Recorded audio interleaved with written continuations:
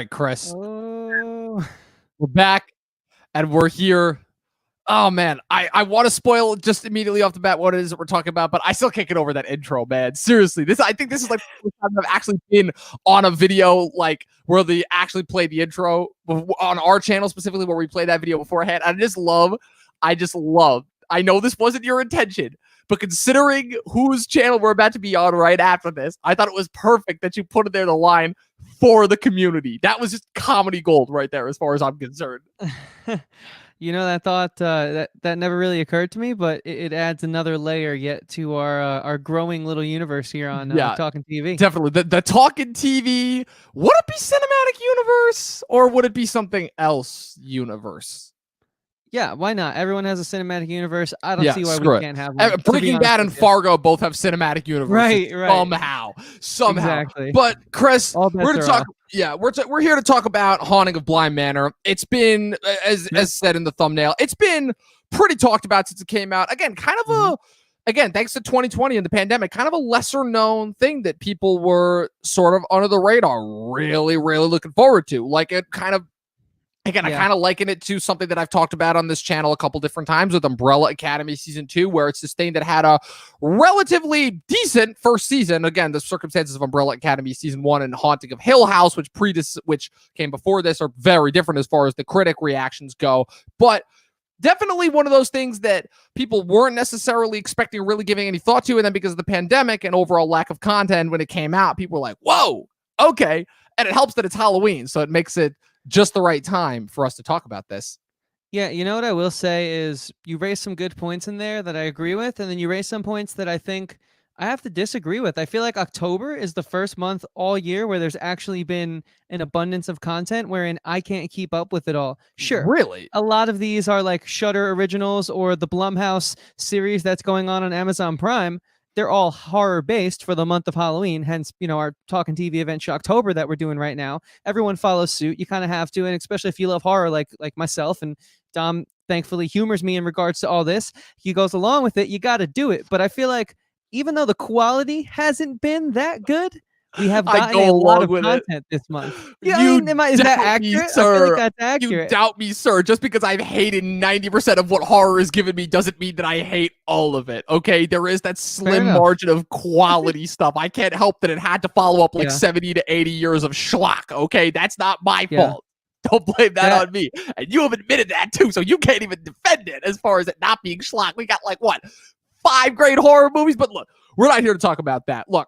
What we're here to talk about as far as that goes is, Chris, we got another sequel, another sort of anthological follow-up, kind of following in that model. It's so weird. First off, if I could just get to the term anthology, because that is yet another term, another term where it started off meaning one thing, and then it just, like everything else, just got completely warped over time. Because if you just look at the TV show that originated this, I think it's no secret, the American Horror Story series, which became very popular on FX, kind of started that model. Then American Horror Story became its own cinematic universe. Then Fargo was the next to hop on that train. Technically, Fargo and True Detective, because they came out the same year, but True Detective kind of just went off and did its own thing, and that's why there was a 4-year gap between seasons 2 and 3 of that show. But Fargo then jumped on that model, and even though Fargo was separate, it once again formed its own cinematic universe. So now with the Haunting series, I think it's what it's being called. It's getting started on the same track, right? Haunting of Hill House, which came out 2 years ago, 2018, came in. Not really a smash hit, but the people who I knew that talked about it and watched that show freaking loved that show. Loved it. Every person that I knew who would watch that had absolutely nothing bad to say about it. And now you've got Haunting of Bly Manor. And again, it's following the same track where Mike Flanagan's like, they're separate. They have nothing to do with each other. I'm sharing actors. I'm pulling a Ryan Murphy, and I'm using the same actors for different parts, but they're not related at all. And my first question for you is, will he actually stick to that trend? Or with whatever the future seasons bring, we're going to start to see some crossovers, and maybe we'll see the Victoria Pedretti characters from Haunting of Hill House and Haunting of Bly Manor have a little crossover there in the middle. What are your thoughts on that? No, I don't think that's going to happen. I think it's fun. It's fun to, we're putting a show on, and I understand why you would go there. But it seems to be the direction that all these anthology shows go in, so it's just where my mind naturally goes.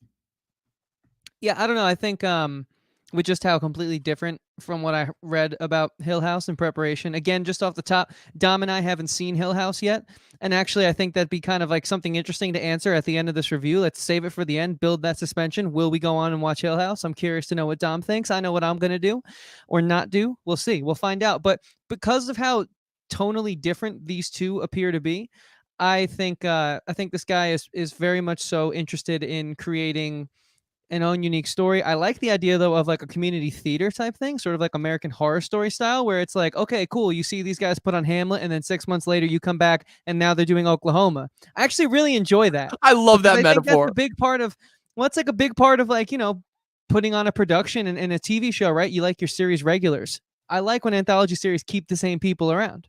Because it's like, okay, I'm watching this show. How many times do you say you're watching this show for example, when Breaking Bad, it had its moments where it wasn't super great, but you still watched it for Bryan Cranston playing Walter White. You know what I'm saying? I mean, that's a stretch to say the least, because just how dare you, sir, say that there was ever a minute of Breaking Bad that wasn't perfect. I know I'm being facetious. I'm just talking about like in season 5, I got a little rough towards the end. That's just my opinion. Agree to disagree there. But as far as, I get what you're saying. And I love the community theater metaphor. That of all the metaphors that you pulled on this show, that might be the funniest one that you've done so far. It just seems like it. No, but yeah, it's interesting. Yeah, the guy who were talking about, that being Mike Flanagan, he's kind of, again, been on like a really kind of subtle uptick these last couple of years. Kind of like these like basement, like micro budget horror movies, but that like all of a sudden he gets attached to these franchises, specifically the Blumhouse. I guess it's the Annabelle Conjuring cinematic universe, I guess is what we have to call it, because it's like it's like Annabelle, Ouija, Conjuring, they're all in the same universe. And I didn't know that like until like 2 years ago, but like he came onto the scene with Oculus.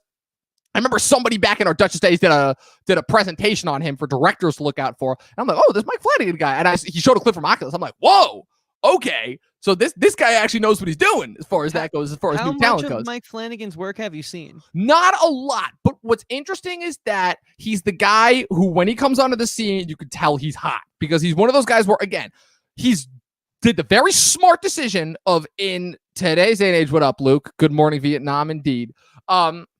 He made the very smart decision of sticking to his niche, which, again, is what a lot of directors, specifically new directors, when they come up, do not seem to get, is that in today's day and age, if you want to stick out, don't go outside your niche. It sucks, but this isn't the 70s or the 80s anymore, where you can put out a crazy movie and people go, whoa, who's that guy? It's not that time anymore. It's streaming, and the pandemic officially killed theaters. If you have a niche, I think like it helps. The later aughts, and especially this new decade, I mean, typecasting people seems to be what we do in every facet of our society. So, I mean, hey, look, if you want your net worth to keep growing like Mike Flanagan's has been, I guess stay in your lane, right? Now, let me ask you this, Dom, because I haven't seen anything Mike Flanagan's done aside from Hill House. I mean, Bly Manor. Bly Manor.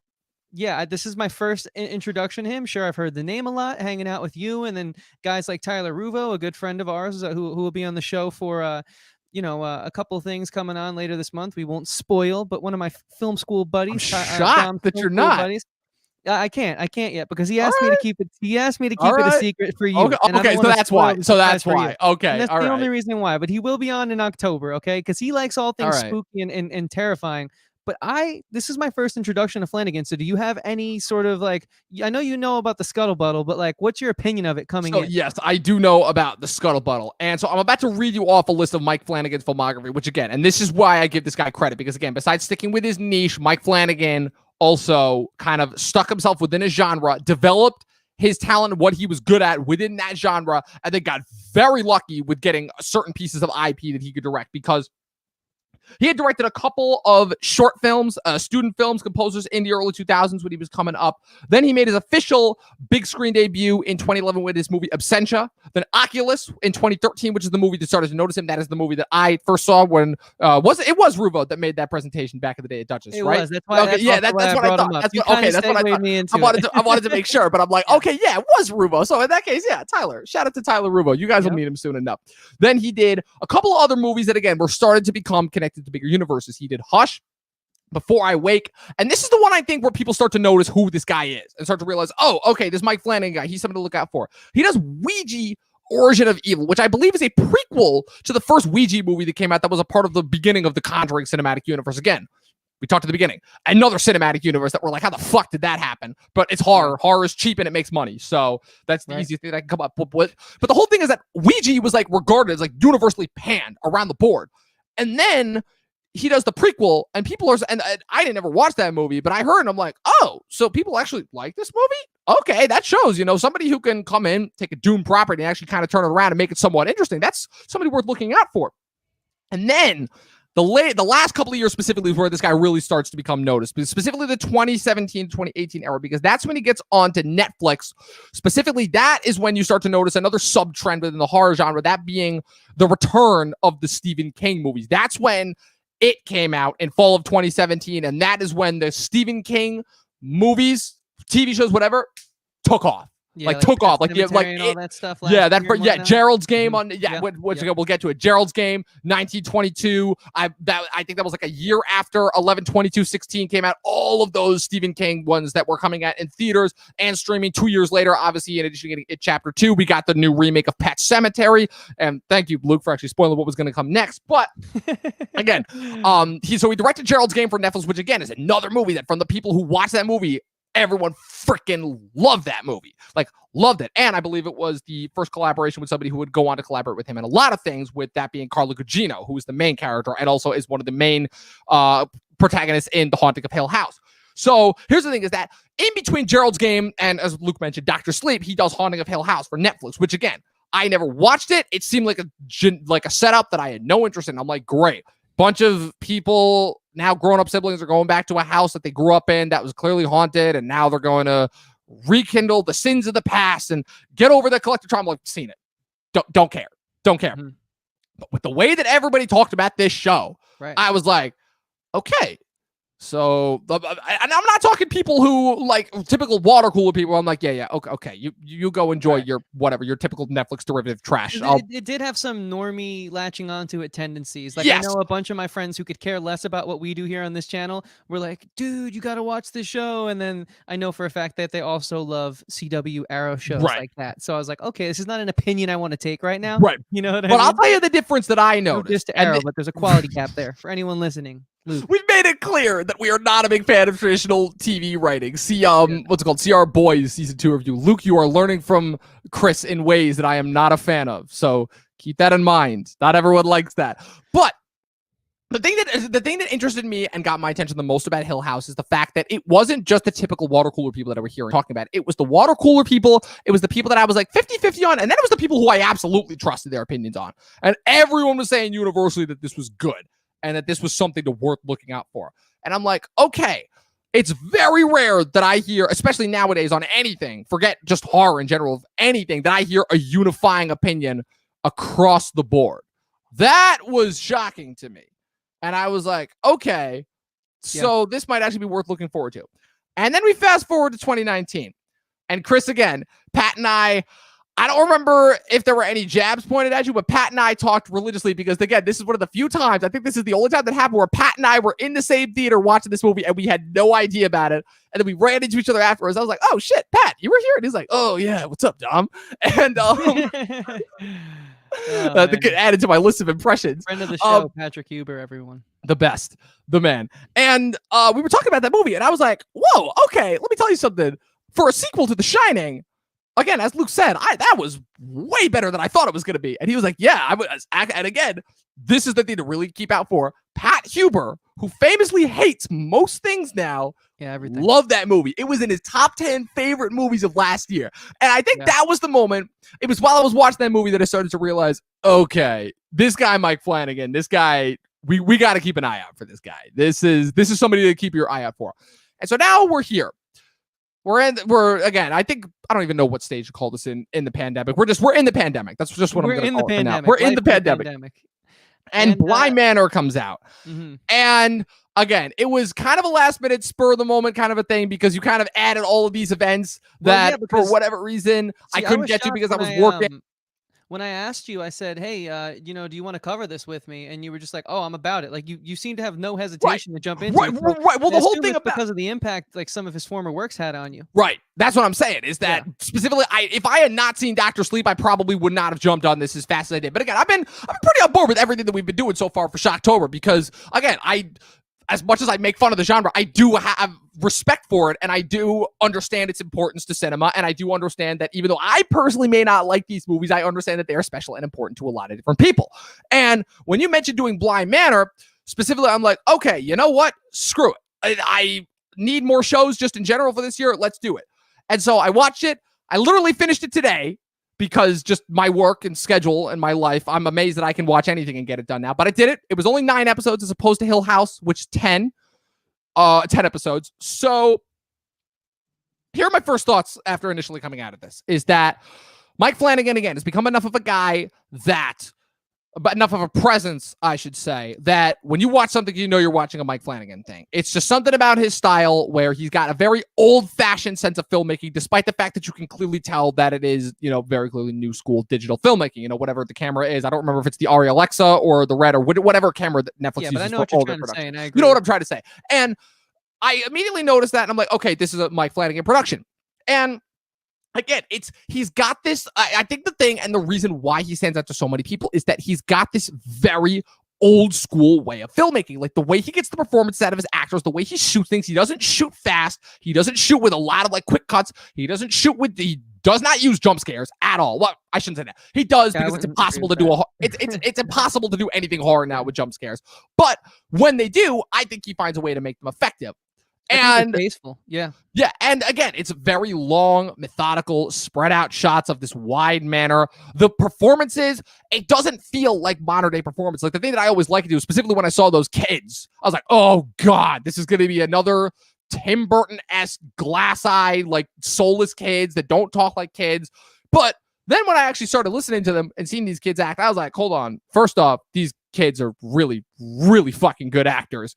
And two, there's they're not acting like kids, which is a thing that we've seen in these types of properties a lot. But I can also kind of tell that there's a reason for it. And I remember because I was texting you when I was first watching this. I'm like, dude, you can quote me if I'm wrong, but I'm like, dude, something is up with these kids.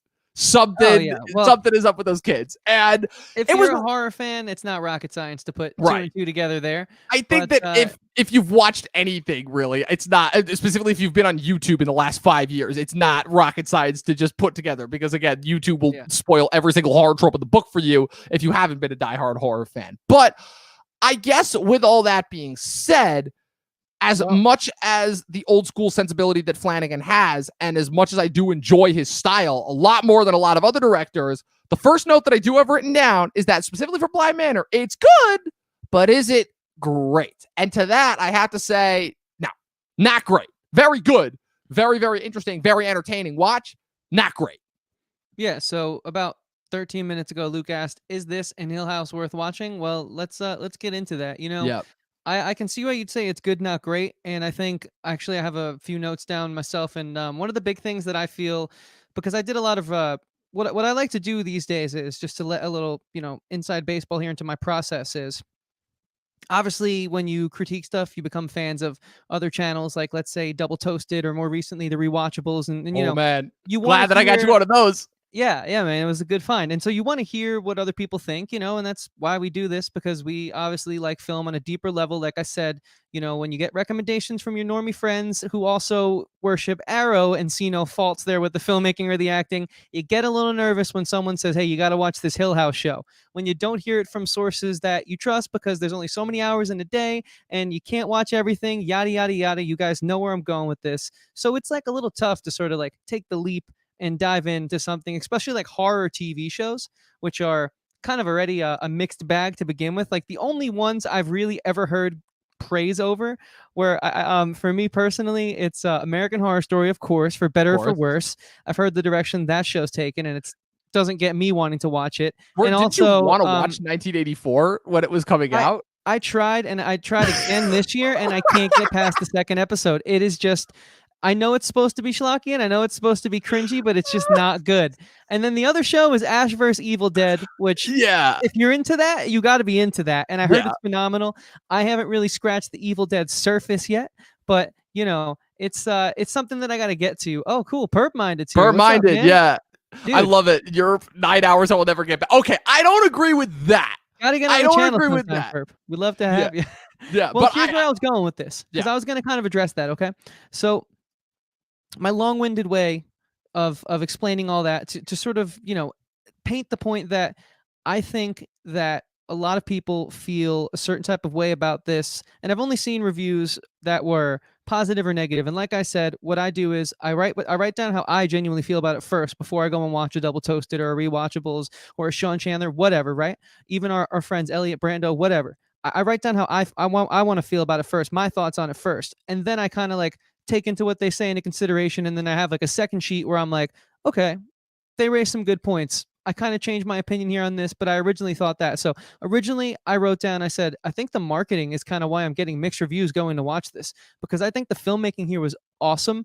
It was very old school. Obviously it's digital filmmaking, but just the pacing of it, the attention to detail and the way I think they respected the gothic romance story was awesome, but this clearly was not a horror show. This was a romantic show with a slight little with its hint of originality is in the ghost world, and so that's why I think so many people are mad about this, because I am not a deep romance guy at all. I hate these type of like Downton Abbey type shows. I think they're, on no offense for grandparents, they're not for me. They're a little too slow. They don't excite me. But this was different. And I think the only reason I watched it was because of the mismarketing, so I'm okay with it. But I definitely understand that this was not marketed in a fair way to audiences. Wow. Dude, mind blown right now, because literally I think you just answered like not only, Thanks, I mean, man. I didn't really have any like resounding questions as far as that goes, but I'm like, yeah, 100%. I mean, I'm not going to go so far as to say that the show was mismarketed, because I think just, you know, marketing in general now is just a whole, that's a podcast in and of itself. But You're telling me. What's interesting is that I did see the whole, I did see like the directions that it was kind of going to go as far as that went. But again, like the use of the creepy imagery in order to like reinforce kind of like the more gothic romance thing. Again, I think the reason why I still stick with my point though is because, again, as good as that was set up and as good as kind of like the misdirection was, my problem came with necessarily, it made me reflect on the pacing. And even though I enjoyed the pacing, specifically those middle couple episodes, I would say for me, it was episode 4 to me was when I was like, oh, okay, now I'm at episode 4 to episode 7. That was when I was locked in. And I'm like, okay. And even though episode 7 was kind of the episode that told you everything, for episode 8 and 9, which is like, okay, telling you everything, making sure there's no more mystery or intrigue, and then 9, we're just going to wrap it up and give it like a bow tie ending. I'm like, okay, whatever. But with those 4 to 7 episodes, I'm like, okay, now I'm in. We're finally getting into the mystery. You know, we've had like 3 episodes of setup now, 3 episodes. Literally, no joke, those first 3 episodes, I was starting to get a little bit sleepy, because I'm like, okay, I starting to not be able to tell these episodes apart. It's very clearly following the structure. Again, normal day at Bly Manor. Kids are doing something weird. The nanny starts to see weird stuff, starts to have weird flashbacks, slightly gets closer to whatever the truth is, and then at the end, there's a quick jump scare, and then it just cuts to the credits.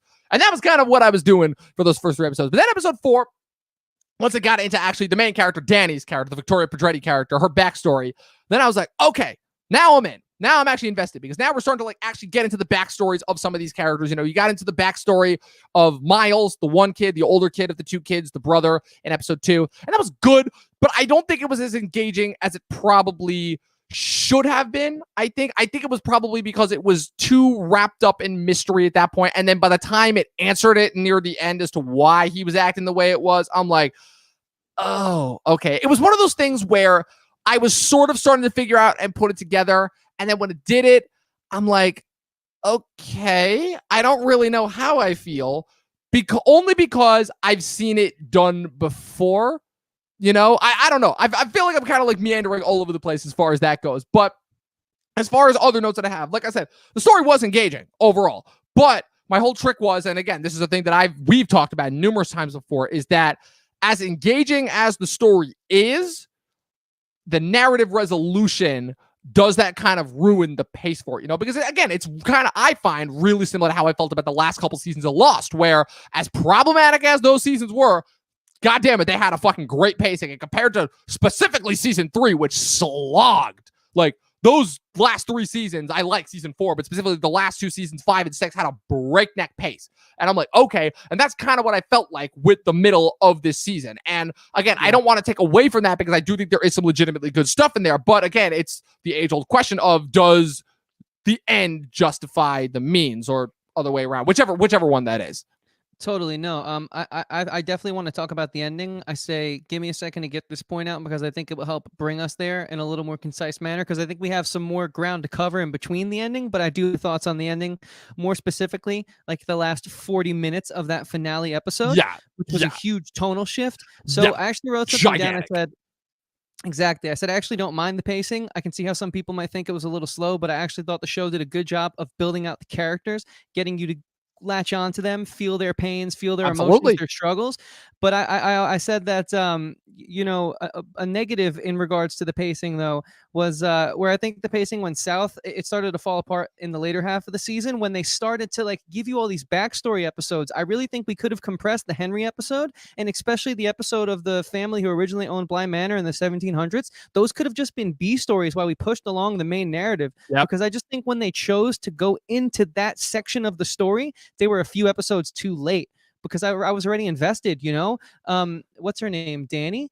Yeah. Danny was starting to really unfold the mystery. And, we were starting to see the kids really do that interplay between, well, is it, Peter right now? Or is it the little kid? We don't know. And then they suck you right out of all the good stuff, all the horror stuff with these flashbacks that, sure, they served a purpose, but they could have been way more compressed down. And I just think that the timing of where they put them in was wrong, and I think we spent way too much time in exposition land on both of those episodes. I think you literally just solved my problem, specifically with that 8th episode, because here's the problem, is that 8th episode, as a solo episode, I loved it. I'm like, okay, yes, but then at the back of my mind, I was like, why didn't we get this like 5 episodes? Why didn't we get this in the beginning? Like, why didn't we just get like these kind of 2 different like sub-stories, the story of Bly Manor combined with the story of the thing? Because, and again, this is where the comment section is going to have to come in, because again, I'm not sure about this because I haven't watched Hill House. But again, I think that is one of the biggest differences between Bly Manor and Hill House.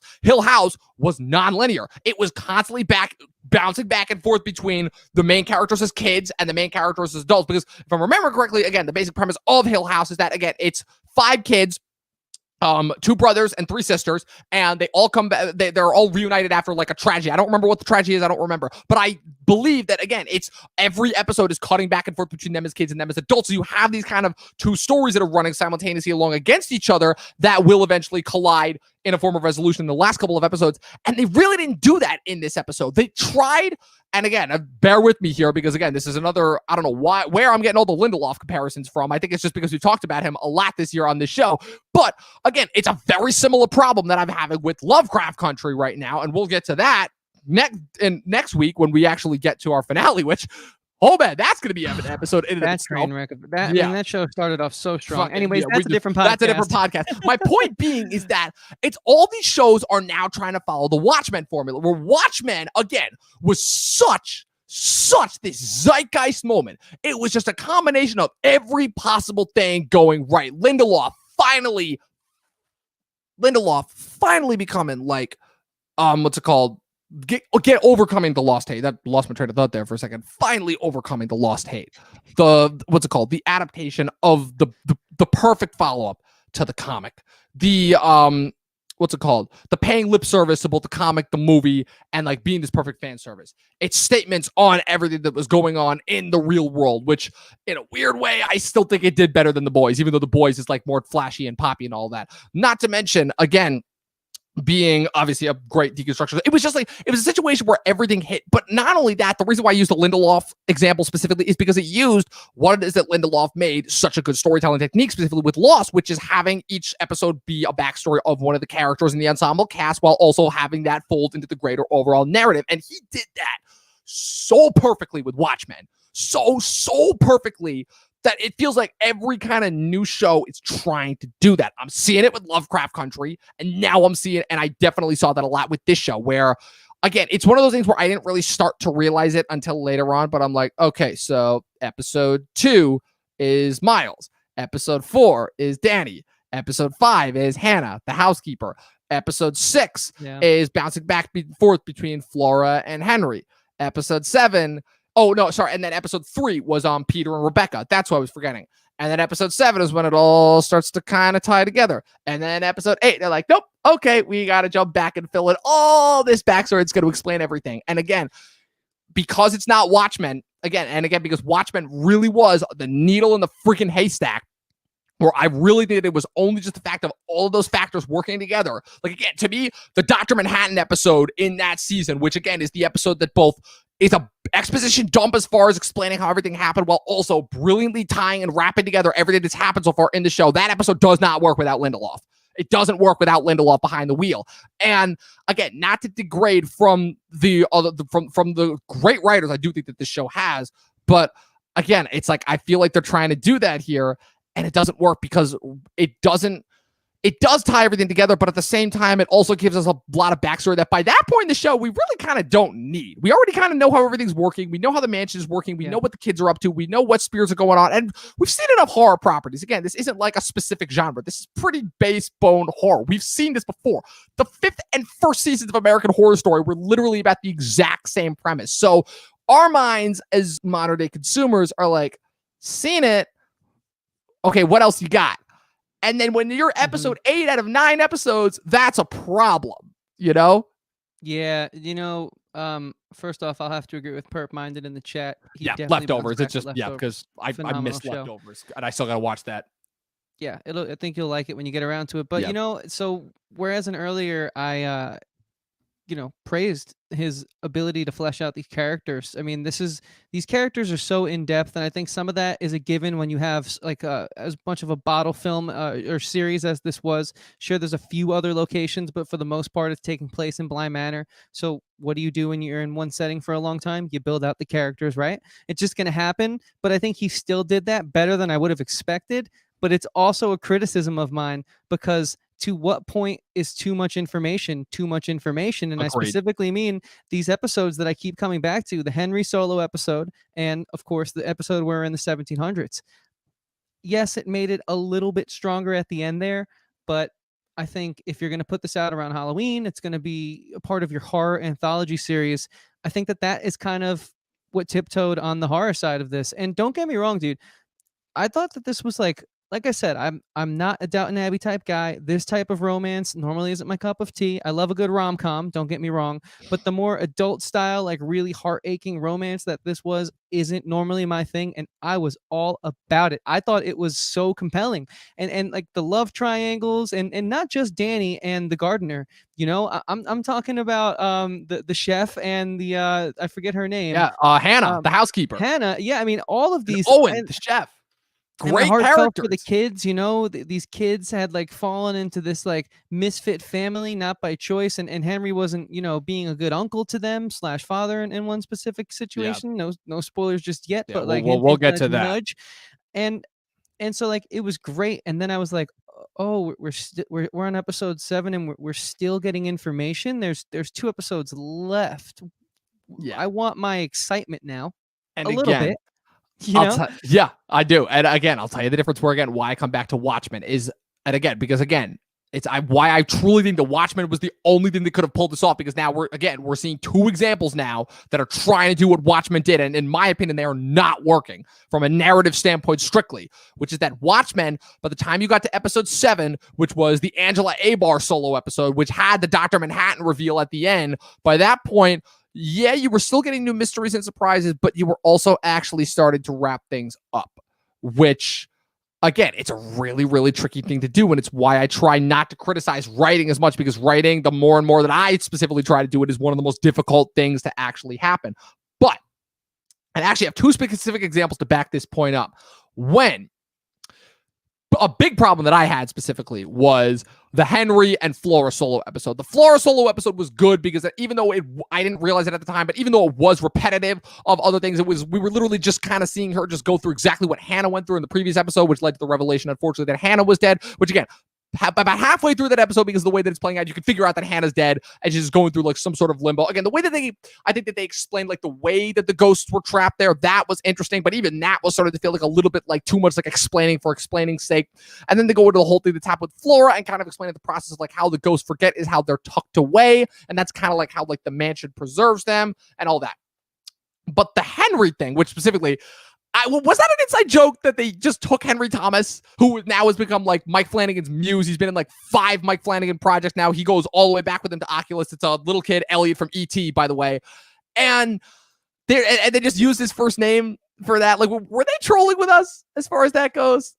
Yeah, I noticed that. I Okay, wasn't sure. okay, all right. I just wanted to make sure. I'm like, okay, but the whole his doppelganger thing and that how that went nowhere, like that was really confusing. Like it was again, it was a good setup and a good like backstory just for his character, but for what that added to the overall context, first of all, again, like sure, it's an answer as far as like why he doesn't want to interact with the kids, but as far as like contributing to the overall narrative, it really doesn't do anything. And as far as the whole doppelganger thing with him, I thought that was going to contribute to the overall narrative. I'm like, okay, is this another leftover from Bly Manor? And it turns out it doesn't.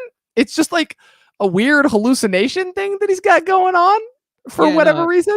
It's clear these weren't connected. I mean, I assume that was his conscious sort of speaking to him. Yeah. See, what I have to say is, as you were saying, you raised a few points and a few things I kind of want to touch upon. Yeah. So I thought the purgatory was actually really well done. Especially with like Hannah, for example, where the little boy makes her look down at the well and then she realizes she's dead and she sort of frees herself. And I also really enjoy where they play through the scenes. At first, I didn't quite pick up on what was going on. You know, I thought it was just another flashback, but then she's like, haven't we done this before? You know, and it's just like, oh, we have, because hey, this is purgatory and something bad's happening right now, and so this is your like sort of escapism. And I thought that stuff was actually really interesting. I know you said it kind of got old to you, or it wasn't like it got old with the following episode. I will say that the Hannah Solo episode I did find engaging. I thought that what happened was by the end of the episode, kind of the constant flashbacks got a little bit repetitive, and then when he did it again with Flora in the next episode, that was when I was like, okay, we get it, move on. But the Hannah Solo episode, I will say that episode, I'm like, okay, this is actually like a really genuinely great episode, and how that kind of like emotionally echoed later on for like her whole relationship with Owen and everything. That I thought, at least from her end, was really well done. That was a really well done episode of television. Yeah, I would agree with that. I think it got a little much for me around when Peter started having that knock on the door and it was his mother every time. Yeah, that was really what just the story, again, not the idea for the backstory for that specific character, but with the storytelling device. I'm like, okay, we get it. We know what this is. Let's move on. Yeah, and you raised a second good point in what you just said. You were talking about Henry and the doppelganger sort of like ghost, but he wasn't really a ghost because Henry was never dead. Right. But I'd say it was a projection of his subconscious, right? That's how I at least describe it to myself. They dropped that pretty quickly. Same as they dropped the first 5 episodes or 4 episodes. Danny was being haunted by her former childhood friend. And turned almost fiance, and that just went away too. And the second we found out the backstory, it's like, oh, he's gone now. I mean, that was like the big jump scare for the first 4 episodes. That was the only hint of horror really in the first 4 episodes. Yeah. So they did drop the ball a little bit. That's why I kind of said like maybe we spent a little too much time in exposition land. Yeah, it was a situation where they were and I understand the intention, which is why I don't want to criticize it too much, which is that they're trying to use the individual characters' backstories in order to flesh out their own individual traumas and explain how they all came to be here at Bly Manor and how they're inevitably going to help each other get past the trauma. The problem is that there are only parts of that whole formula / equation that are in there. Yeah, they all have their individual traumas, and yeah, they are resolved, but it doesn't really add anything to the overall story of Bly. They kind of just all did end up there by happenstance and coincidence and circumstance. There's no kind of overall unifying reason for them to be there, not to mention the fact that when they're resolved, they just kind of like fade into the background, rather than having said trauma contribute to the overall narrative and make them a better person. Because like you said, as soon as we find out who that guy is that's haunting Danny, he literally just goes away. And we just focus on Danny and Jamie's relationship, which, while great, because those two are great actors, it's literally just like, oh, okay, this is just here to take up space. And it started to feel like storylines were there to take up space, which is never a good idea at all. Especially because, if I'm being completely honest, all of these episodes did not need to be an hour long. I think there were only like the first 2 or 3 episodes, maybe you could have gotten away with it, and then every other episode should not have been longer than 45 minutes, as far as I'm concerned. They should have been 45 to 47 minutes long. There was no reason why each of these episodes had to be an hour long. That's the one thing I will say also. Yeah, and it's like, I want to compliment the tone of this show, because I do think it felt very uniform throughout, but it just does these things when it comes to the supernatural, and it gets sloppy in the screenwriting when it comes to the supernatural, that, like, in my opinion, the romance was actually pretty brilliant. I really felt for these characters. I think it kind of steps on it, and so it's hard to give it that profound of a compliment. Yeah, because they drop these storylines because they have this, like, here's how I said it's like I said, how did I describe it? It's a gothic tragedy that happens to be in a haunted mansion. So the great love, the ghosts are stepping on this love story that you're trying to watch. And it's just like, I don't know how else to describe it. It's unfortunate, honestly, that this has to be a part of the haunting horror series. You're right. You're 100% right. 100% right. And again, it's really disappointing. You know what this felt like? Again, because I had a couple more notes written down, which pretty much like covered like every single point that I wanted to. Again, the whole thing with Peter and everything, how that was a great setup, and they seemed to be clearly setting him up that he was going to be the tragic villain, and then that went nowhere. The Hannah stuff, that was all great, and then that kind of went nowhere. And Owen, oh my God, you want to talk about arguably, I think, maybe the best actor on that whole show, and then him, they just completely dicked off. Like, they were just like, yeah, his entire thing is his mom, and then his mom's dead, and it's a funeral, and everyone's sad, rightfully so. And then he's just like, okay, I'm just Owen, and I'm here. And the only other time that I'm actually going to be here is I'm just going to be in Hannah Solutions. And I'm like, what? Why? Right. What are you doing? It's like, you're so right. It's like every time we had a big moment with these characters, right? Yeah. We learned something about them. They didn't know how to continue their storyline. And so then they shaded into the past. Yeah. They slipped into the background, rather. Yeah. And to me, the biggest sin I think that the show committed, again, I'm going to be really interested to hear your thoughts. So the finale, you talked about it a bit, specifically how the last 40 minutes of the finale kind of, again, shape-shifted and kind of revealed the true genre of the show, which, again, that type of a story device, I don't mind because I've seen it before and I've seen it done well. So as far as this show trying to do that, I don't mind it, especially with the whole gothic, tragic romance being the source of horror. I have seen that before and I have seen it done well. My problem with it is the fact that the Carla Gugino character and the way that she's narrating it, and then it turns out that that's the Jamie character grown up narrating as kind of like, it's revealed that it's, rather than being like kind of like a ghost story, it's really more of, again, to reflect the whole origin of Bly Manor, a tragedy, because obviously Danny ends up going back to Bly Manor at the end, and she ends up kind of taking the position of the new lady of the lake type thing. And Jamie now has been going there every year for like the last 30 or whatever years. I don't remember what year they said it took place in the show. I think it's like 2007, so never mind. It would be 20 years since 87, which again, I had to keep reminding myself because I completely forgot that it was a period piece. But I was like, oh, okay, so that's what this is. And I'm like, I get it. And I'm not going to say that it wasn't what the show was going for, because the show definitely alluded to it a lot, specifically with the whole Peter Rebecca thing and how that kind of being like the setup for the tragedy of, you know, the originators of the house, the Willoughbys from the 1700s. But just it was the execution. The execution, I thought, was where it fell and got really sloppy. And again, I can't speak to the comparison of Hill House because, again, I haven't seen it. But what I will say is that I think a big difference is that, just an obvious difference between this season and the last season, that the last season Mike Flanagan directed every episode.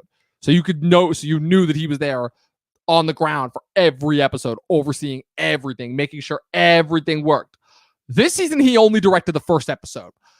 And I think that shows, because if I'm being completely honest, even though I did like other episodes, the first episode to me is objectively the best. And I don't know if he was because he was working on other projects and then Netflix kind of commissioned this because the first season, again, while not being super popular, was popular enough to warrant in the second season. And they're like, okay, here you go. And he's like, great. I've got a great writing team that I trust. I'm gonna, I've got my brother involved. I've got a lot of great people who are up and coming. I'm gonna let them handle it. And that way I can just mostly handle my own stuff. I'll direct the first episode. Great. And I'm not to discredit anything from this writing staff, but another big thing that I heard about, a big difference between Bly Manor and Hill House, is that despite both being based on books, specifically novellas, I believe, Hill House differentiated from the original source material drastically. This did not. This was almost beat for beat verbatim what the book did. And again, not to say that that's not necessarily shouldn't be the case, because that's never universal across the board. There are direct adaptations that are brilliant. There are direct adaptations that suck. There are adaptations that change everything that are brilliant. There are direct adaptations that change everything that are suck. You can't really put anything into one box because you never know what you're going to get. This is one of those circumstances where I'm like, okay, if Flanagan had been there just a little bit more, if his writing team had like tried to change it up just a bit, not that I'm saying what they didn't have wasn't good. They had, I think, a lot of really, really good stuff to work with, but if they just interspersed it, mixed it all together, made it more flowing together in a little bit of a better manner, I think we would have had a great show. But as it still stands, the show is just good for my money.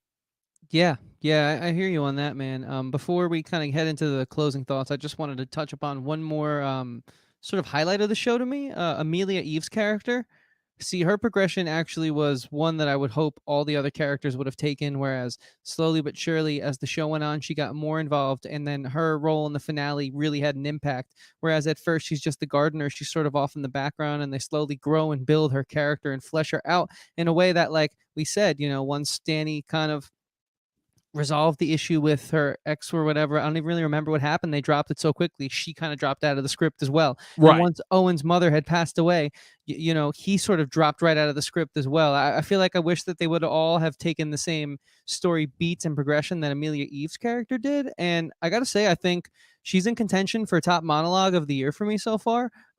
Ted Lasso actually has an incredible monologue in one of the episodes. You and that show. I'm That gonna have to watch is- that show now just to Yes, see if you you're do. actually onto something or if you're just crazy as far as that goes. Because If I have to watch, which I'm actually really excited to watch, so don't think I'm saying this in a way All that's right. painful. If I have to watch his Dark Materials, her Dark Materials, whatever, you got to watch Ted Lasso. that's We all. gotta do that Okay. favor for That's each the one other. thing I will say. But again, keep in mind, just as far as that goes, I told you specifically what you have to do in order to go into it, and I did not make that a prerequisite that you had to watch that show. Not at all. Again, I will be the first person to admit that specifically is very, very personal to me as far as that goes. So I am not putting any pressure on you to watch that at all. That's all I'm going to Gotcha. say there. No, me neither for Ted Lasso, but I would hope you'd watch it. I think you. Yeah. I'm just curious to see what you think about it. But where I was going with this was Amelia Eve's monologue when she's out there and she shows Danny that secret spot and she talks about the moonflower for the first time. Yeah. I really like that character. I that was a really great like that monologue. character too. I really liked her performance there. I thought that monologue was, dare I say, beautiful. And then that was a great monologue. And just her performance and the way she delivered it and the way that like it was cutting back and forth. I'm like, okay, that is great filmmaking right there. Exactly. That is how you do a goddamn monologue. And the filmmaking was so solid in this. The shots were so beautiful. The score did everything it needed while not stepping on the toes. We don't need to talk about all that film school stuff because it just worked in this. Yeah, that's why it's hard to like. Great say camera bad team, things. great sound team, great product, even by Netflix standards, but I've gone on record to say how generic and similar all of the Netflix stuff does. They really did a good job of making this shift and look not like the typical Netflix soundstage stuff. Props to the lighting department. Oh my god, the use of shadows in this. I'm like, holy for calling that out. I think I wish more people would say what you say about the Netflix. I literally looked at this. I'm like, holy shit, a Netflix production that actually makes use of shadows. Oh my god, I didn't realize they were capable of shooting in anything other than like bright, fleshed out, bland, colorless bullshit. Like, oh my god. Dude. I was amazed. Well, I mean, shall we? Closing thoughts? We shall. Closing thoughts. So I think we got to everything that we needed to as far as this show covered. Yeah. It's not great, but it's good. It's a good narrative watch in this time of the pandemic. If you're looking for something good, specifically something that is not going to say spooky, but something that I would say is intriguing, because that is the one thing I will say. The story is intriguing and engaging. Overall, while I don't think the final product is anything incredible or anything that I haven't seen before, I do think that the characters are interesting enough, and I think that the struggles that they set up for them initially are interesting enough that you can inherently watch this, weirdly enough, almost like a micro anthology within the greater anthology. I think that's how this works the best, and I think that's the way to look at it. It's not the intention, clearly, and the problem is, again, when you look at it as the overall greater whole, that's when the problems start to show themselves. But for what I got, for what I enjoyed about it, which the great parts were legitimately great, and again, this is why I have to give it to Mike Flanagan and his team, because goddamn, he has a team that knows exactly what they're doing, and he trusts them, and rightfully so. The writing, that's a little bit of a different thing, but as far as like the technicals go, A++ on that part. So that's why overall, I'm giving this show 3.5 out of 5 stars. Nice. Yeah, I think that's a respectable number. I can see why you would say that, and I agree with a lot of what you just said. I think a big part of people's problems, and I think a big problem for this show, again, like I said at the top, is the mismarketing that I think can be attributed to Netflix. Honestly, the way that they just try and get you to stay subscribing to their service is a bit snarky. It's a bit dishonest, and again, and it's like they're talking down to their audience, which I hate. Exactly. And I think that they, really could have tapped into something way more special, a bigger zeitgeist moment, if they had been a little more honest about the fact that this really is a brilliant romance. I mean, Mike Flanagan, for some of the pitfalls we spoke about with this story, I mean, look, you still gave it a 3.5 for a reason, right? That's not a bad score to get. There's a lot going for this. And I just think that Netflix Netflix does more harm for this than good. Sure, there's a lot of problems internally, like we highlighted, but overall, I really enjoyed this for someone who could care less about like deep romance like this, and especially this gothic 1700s Downton Abbey style thing I usually hate.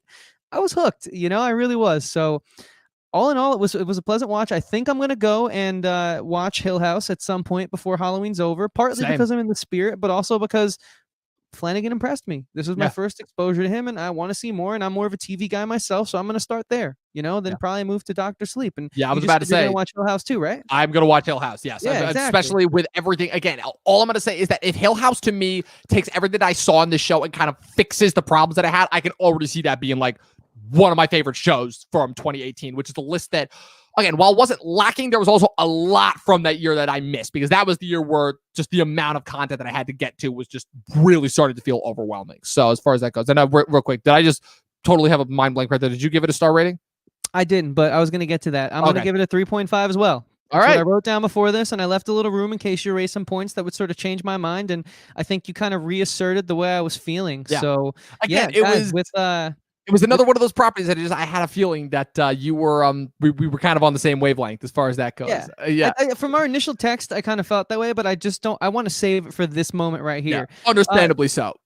And while we're on closing thoughts, I really liked what Perp said, but I was waiting for the right time to read it. So Perp, thanks for sticking around with us this whole chat, man. We appreciate you. We appreciate Luke. We appreciate all you guys who watch with us that are silent. It's okay. You don't always got to be in the chat. We just appreciate you being here. But in conclusion, Perp says he likes the idea of the Haunting series, but he's hoping that every season isn't about a haunted house, and Flanagan can explore different aspects of horror, similar to like an AHS style, which I would like to see. I agree with that. That is the one thing I will say that I did like, is that even though AHS, again, it was very clear that it was a Ryan Murphy show from minute 1 to minute whatever they're on now. I enjoyed that each season does at the very least tackle a different genre of horror, while also tackling like each season is distinctly its own season, for better or for worse, as far as that goes. And again, I still got to watch Hill House, but I'm very interested to see where, if any, of the future of this goes. Again, Flanagan, he's a guy that I think has earned our trust as far as that goes. Just talking about him specifically. I would agree. And so Dom, transitioning into the exit part of this podcast, we are doing, for those of you still sticking around, a huge Halloween event here on the channel, and it's only week 2. About to be in week 3. Only week 2. Yeah, Dom, what do you want people to know about our first ever Shocktober event? People, if you guys weren't here for last week, we watched Candyman last week on David of Flicks Talks channel. That was a lot of fun. I had some major technical issues, but those are not going to happen tonight. And again, for all those who have stuck around, this isn't the only thing we're doing tonight. If you just wait around for about 45 more minutes, we will be on Joe of Guy at the Movies channel, who loves me, definitely, above all else, watching Saw. That's right. One of my favorite horror movies. I'm not at all being sarcastic about that. For the body horror genre, next week, we will be watching Tucker and Dale versus Evil, one of the criminally underrated horror parody masterpieces for the genre of meta/alternative horror. And Chris has also got some upcoming solo stuff as well on the Talkin TV channel. Those watch-alongs will be on everyone else's channel. But Chris, do you want to talk about what you've got coming up for solo content for the next 2 weeks as far as our channel goes? Yeah, definitely. So it is Shocktober month. Shocktober is a community event that Dom and I wanted to put together because, like we've said, kind of ad nauseum at this point, but honestly, I don't care, because like it's a good thing to say ad nauseum. You guys really gave us like a purpose over this quarantine, and we started this YouTube channel and started to grow it. So why not give back to everyone who normally would be at costume parties, normally be at events? If you can't do that, you can at least watch the content we have coming out. Thank God for content coming out in these crazy times. And so we are doing all these watch-alongs on other people's channels, concluding with on our channel. Is this one of those things we're doing at the same time? I couldn't tell if you were priming me up for that. Well, I mean, I know what you're doing. I know what you're doing. You're stalling so that you can pull it up on the monitor. I am. God damn it, Dom. You got to call my bluff. I do every time, dude. You're never going to get away from it. Man. You're never going to get away from it. Well, let's say it with me on 3, Dom. What are we doing on Halloween night? 2, 3. We're watching Halloween. We are. Yeah, we're watching Halloween, the original 1978 John Carpenter. In my opinion, not a masterpiece. If anything, I think this is the most overrated horror movie of all time, but we're going to get to that when we actually discuss it in 2 weeks on Saturday, the 31st, Halloween on Halloween. It only works. It only makes sense because we've got another big event that will be kicking us off through November. But again, we're not here to talk about Star Wars. We're saving that for November. But right now, this is October. This is spooky season. This is Shocktober, people. So thank you guys. Bring your costume. That's right. We will have a prize. I have been hinting at that, and I'm going to continue to hint at that. We will have a prize. Announce what the prize is, actually. Oh, we can?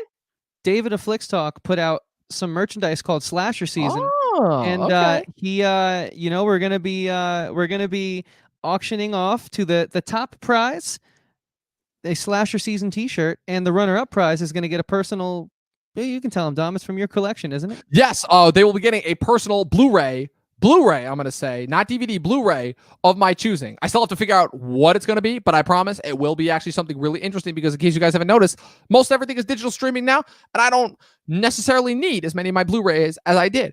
I don't have a vast, extensive collection, but the collection that I do have is certainly interesting and of note. So it will stay a surprise until Halloween night, people. But remember, we will be accepting and looking for all of your best costume choices while we will be on this live stream. So make sure you send them in, put them in the comment section, send them to us via social media, however you like. All of our stuff will be at the bottom. It's on Facebook and Instagram at Talkin TV or at Talkin TV podcast, no G. Thank you all for being here. As per usual, make sure you click that subscribe button, that like button, that bell next to that subscribe button so you get notified every time we put up new content. And again, we put up a lot of content where we got Shocktober going on, in addition to our content, which we usually put out on a Monday, Wednesday, Friday basis. So again, it's going to be a good time. So if you're not already subscribed and you're not watching, what are you doing? Go and click that subscribe button. You wanted the spookies? We're bringing it. So, Chris, unless you have anything else that you want to leave the people with. One thing, we just recently passed 100 subs. Thank you so much. It's growing every day. So why would you not subscribe, like Dom said? And if you're not subscribed, you don't know what's coming next. But if you are subscribed, you know that Dom always has a message to leave the people with. Perp, you have a great night as well. And Perp, before you go, Dom has to tell you something. Dom, take it away. Perp, and everyone that watch more fucking movies. We'll see you in an hour on Joe's channel to watch Saw. We out.